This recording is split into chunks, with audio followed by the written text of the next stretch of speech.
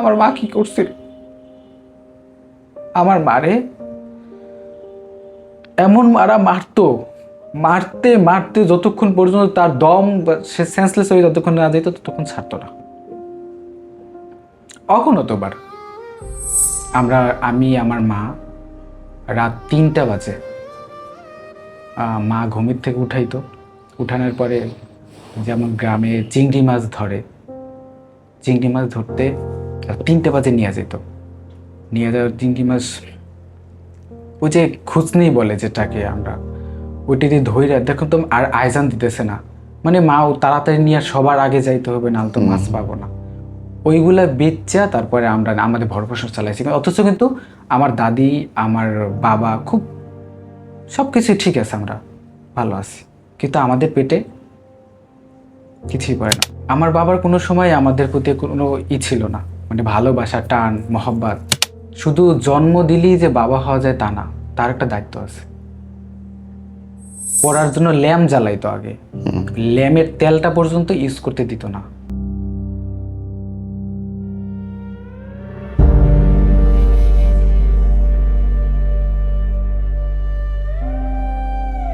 কি নাম আপনার? আল আমিন ইসলাম। আলামিন, কি হয়েছে আপনার? আমার বাবার কোনো সময় আমাদের প্রতি কোনো ছিল না, মানে ভালোবাসা, টান, মহব্বত সন্তানদের প্রতি ছিল না। আচ্ছা। তো শুধু জন্ম দিলেই যে বাবা হওয়া যায় তা না, তার একটা দায়িত্ব আছে। তো কয় ভাই বোন ছিলেন আপনারা? আমরা 3 ভাই। আপনার বাবা কি করতেন? আমার বাবা গ্রামে হালুডি করতেন, হাল চাষ করতেন। আমার আপনাদের প্রতি কেন ভালোবাসা ছিল না আপনার কি মনে হয়? জানি না, তার ভিতরে মায়া খুব কম ছিল হয়তোবা। কিরকম একটা দুটো ঘটনা বলেন আমাকে। সে আমাদেরকে, মানে আমি যে সন্তান, আমার ভরণ পোষণ, যেমন জামা কাপড়, প্যান্ট বা সামান্য কোনো তেল থেকে শুরু করে, মাথায় সরিষার তেল থেকে শুরু করে পরার জন্য ল্যাম্প জ্বালাইতো আগে, ল্যাম্পের তেলটা পর্যন্ত ইউজ করতে দিত না। আপনাদের কি টাকা পয়সা কম ছিল অনেক? না, গোলা ভরা ধান ছিল, চাষ ছিল, গ্রামগঞ্জ অনেক ভালোই ছিলাম। তাহলে আপনাকে কেন পড়ালেখা করতে দেয় নাই? দিত না, তার হয়তোবা জানি না আমি তার ভিতরে কি আছে, কিন্তু সে সবসময় তার পরের মানুষের, যে আশেপাশের মানুষের প্রতি আক্ষেপ থাকতো। কিরকম? যেমন তারা ভালো আছে, ভালো কিছু করতেছে, আমরা কেন পারি না, কিন্তু নিজেদের প্রতি ছিল না। আমি আমার মা রাত 3টা বাজে মা ঘুমের থেকে উঠাইতো। উঠানোর পরে যেমন গ্রামে চিংড়ি মাছ ধরে, চিংড়ি মাছ ধরতে 3টা বাজে নিয়ে যেত। নিয়ে যাওয়ার চিংড়ি মাছ ওই যে খুচনি বলে যেটাকে আমরা, ওইটি দিয়ে ধইরা দেখুন তো আর আয়জান দিতেছে না, মানে মাও তাড়াতাড়ি নিয়ে সবার আগে যাইতে হবে, নাহলে তো মাছ পাবো না। ওইগুলা বেচা তারপরে আমরা আমাদের ভরণ চালাইছি। অথচ কিন্তু আমার দাদি আমার বাবা খুব সব কিছু ঠিক আছে, আমরা ভালো আছি, কিন্তু আমাদের পেটে কিছুই পড়ে না। অগণতবার মারতো। কেন জানি না, তার এটা আমাদের বাড়িতে, একটা বাড়িতে 10টা থেকে 15টা ঘর থাকে। সেই বাড়িতে আরও বাপ চাচা বা পার্শ্ববর্তী তারা আছে, তারাও বড় হয়েছে, তারাও মানুষ হয়েছে, তারাও বাবা, তারাও সন্তান পোষণ করে, কিন্তু আমার ক্ষেত্রে কেন এরকম হবে? আপনার গায়ে হাত তুলতো? আমার অগণতবার গায়ে হাত তুলতো। বাচ্চা অবস্থায় গায়ে হাত তুলতো। আমার ছিল 5-7 বছর বয়স। আমি তুলছে, আমি সন্তান, আমারে মারতে দেয় নাই, এটা অন্য কথা, কিন্তু আমার মা কি করছিল, আমার মারে এমন মারতো, মারতে মারতে যতক্ষণ পর্যন্ত তার দম সে সেন্সলেস হয়ে যতক্ষণ না যেত ততক্ষণ ছাড়তো না। অগণতবার। তো আমার ওই যে গ্রামগঞ্জে যে হাল চাষ করে না, ওকে পাচন বলে, গরু পিটানোর যেটা বলে, ওটা দিয়েও পিটাইছে অগণতবার আমার নিজের চোখের সামনে। তখন আমার স্পষ্ট মনে আছে, আমার মার সাথে বাবার কোনো, মানে একাতে স্বামী স্ত্রী তো একাতে ঘুমাবি স্বাভাবিক, একাতে থাকতো না, আলাদা। অনেকবার সালিশি ব্যবস্থা যা করে গ্রামগঞ্জের মানুষ, যে আমরা যদি আইনত ব্যবস্থা নিতে আমার মানে মামার ফ্যামিলিরা, তাহলে হয়তো সংসার টিকতো না, টিকে কখনো? আইনের ব্যবস্থা নিলে সংসার টিকে না। আগে গ্রামগঞ্জে মানুষ চিন্তা করতো, না ছেলে সন্তান একটা হয়েছে, থাকো, পরবর্তীতে ঠিক হবে। ঠিক হওয়ার অবস্থা না। এই যে কিছুদিন আগে আমার মায়ের মানে মানে আমরা তো ঘরে বড় বড় সবাই, তিনও ভাই দাঁড়াইয়াছিলাম, মানে ওই অবস্থায় মা চটের উপরে দাঁড়াই আছে, ওই চট ধরে এমনভাবে টান দিছে, মা পিছন বিলে পড়ে গেছে, পড়ে যে ব্যথায় পুরো কই মাছের মতো ছটপট ছটপট করতেছে। আমি রাস্তায় গেছি, রাস্তা থেকে আসছি, আই দেখে ওইরকম মানে এমন কান্না কাটতেছে, প্রতিটা বাড়ির মানুষের প্রতিটা দাঁড়াই আছে চারপাশে। তারা তো তাদেরকে ধরলে আবার তাদেরকেও বকাবকি করে, তারা ধরছে কেন, বাইরের মানুষ আইছে কেন আর কি। পরে আমার আমি এসে দেখার পরে আমার তখন প্রত্যেকটা ছেলেরই মাথায় খ্যাপ থাকবে যে আমার বাবা কেন এটা করলো। তার উপরে ওই মানে মাথার নিচে একটা বালিশ এসেছিল, বালিশটা টান দিয়ে নিয়ে গেছে। মানে ওই তো কান্না করতেছে, ব্যথা পাইলে তো সবসময় সেন্সেস টিকতে না মানুষ, তখন সেন্সলেস হয়ে গেছে আবার। পরে আমার মেজো ভাই আছে ওই কাছে, আমরা তিনও ভাই এক পাশাপাশি। একটা মানুষ নিজে পারলো না ধরতে, ধরে দেখতে যে কি হয়েছে বা না হয়েছে, বা ভুলবশতভাবে করছি না করছি। আমি হসপিটাল নিয়ে যাই, বাউফল হসপিটাল। হসপিটাল দিয়ে দেখে হাড্ডি ভেঙে গেছে, কোমরের হাড় ভেঙে গেছে। তো ওই মহিলা যদি হাড় ভেঙে বাসায় পড়ে থাকে, দেখবে কে? দেখবে কে? এই এই বিচারটা না স্যার কেউ করে নাই, কেউ না। সবাই শুধু মনে করে বাবা বাবা বাবা বাবা। আমার মায়ের একটা মানুষ, তার আমার আপন ফুবু, তার কাছে আমি ফোন দেই, ফোন দিয়ে বলি এরকম আপনার ভাই তো এরকম করছে। এখন মানে ওইটা বলতে পারে না, তোরা তিনও ভাই মিল্লা আমার ভাইরে মার ইচ্ছা মতো, মানে ওটা আর কি রাগ দেখাই বলছে। একটাবার প্রশ্ন করলো না তোর বাবা মারছে কীরকমের অবস্থা, ব্যথা পাইছে বেশি, তো এরকম কোনো কিছু বলে নাই। তো পরের মেয়ে কখনো আপন হয় না, এটা সত্যি। তো আমিও ছোটবেলা থেকে আমার একটা ইয়ে ছিল কি, আমার সবাই একটু মেয়েলি স্বভাব থাকতো, এটাতে সত্যি কথা।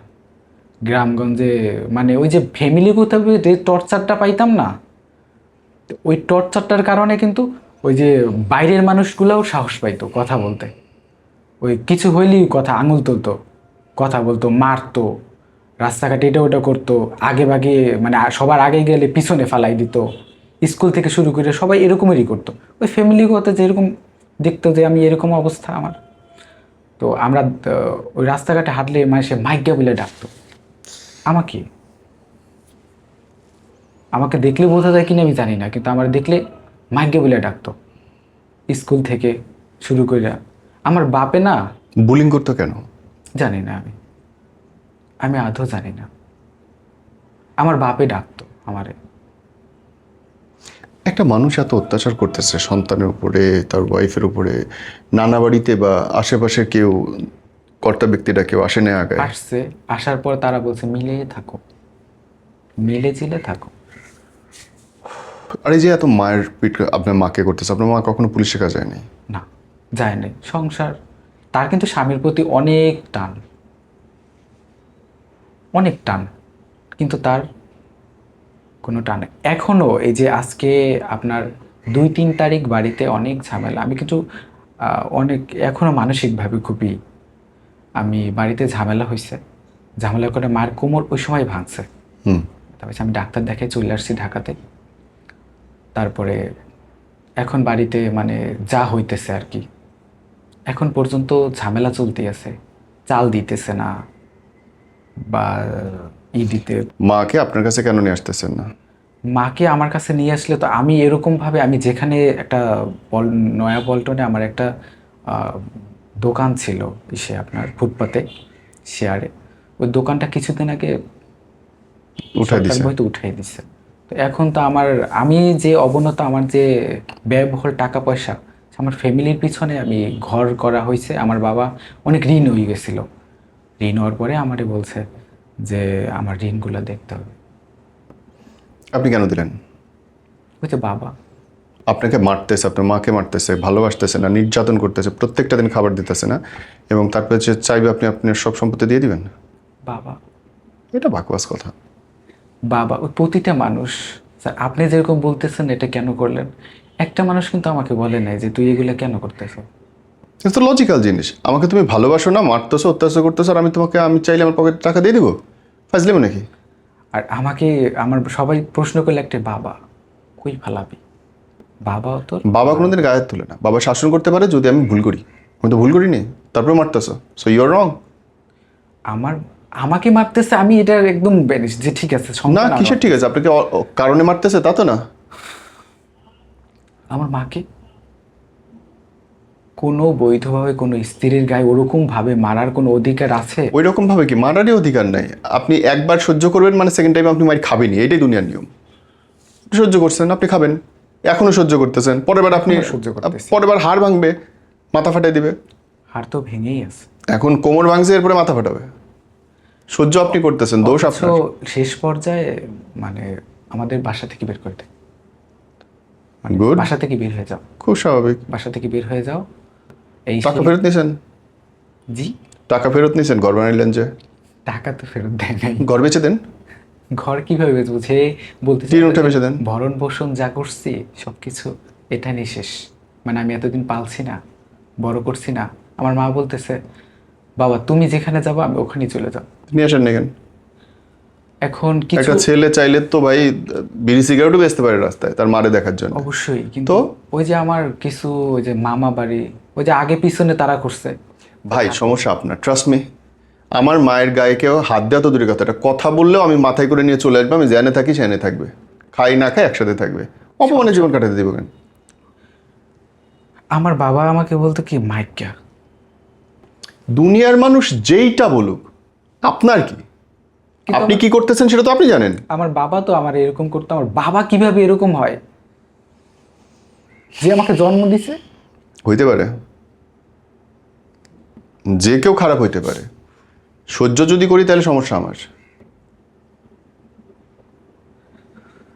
বাবা মানে কখনো মারার পরে বলে নাই যে বাবা আমার ভুল হয়েছে, আমি আমি আর কোনো সময় এরকম কাজ করব না। যদি বুঝতো তাহলে তো মারতোই না। অনেক বাবারাই এরকম করে। আমার খুব মানে তাদেরকে দেখে খুব লাগে যে বকা দিলাই কয় মনে কিছু করিস না, বকা টকা দিছি। আর মারতো তো মারতো, জিজ্ঞেসও করে না। 8 বছর হয়েছে আমার বাচ্চার, আমি এখন পর্যন্ত একটা ধমকও দিই নাই, বেয়াদব তো হয় নাই।